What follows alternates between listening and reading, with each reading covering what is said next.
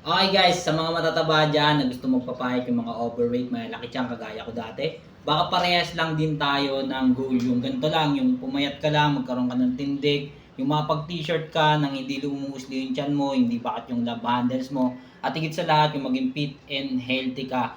Yon, wag nyo nang gawing komplikado masyado kasi ganito yung portion. Ito, pwede nyo gayahin to ha. Ito yung portion na sustainable. Napakadali lang talaga na itong meal plan na to.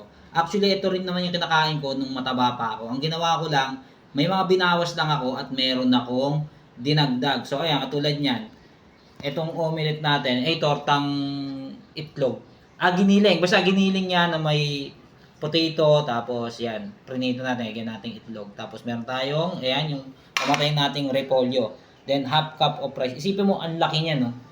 Ang laki ng volume niyan. Talagang mabubusog ako dyan. Less ang craving ko dyan. At ito yung ginagawa kong pang vitamins araw-araw. Meron tayong saging. Tapos ito.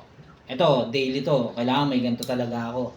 Yan, homemade juice. Yan, ayun yung nagiging source of vitamins ko.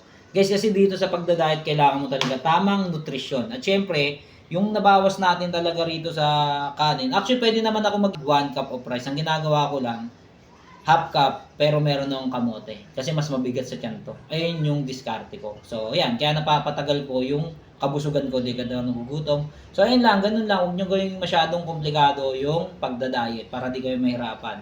So, sabi ko nga, sa pagkain ka tumaba, syempre, sa pagkain ka pa rin, papayat. So, ciao.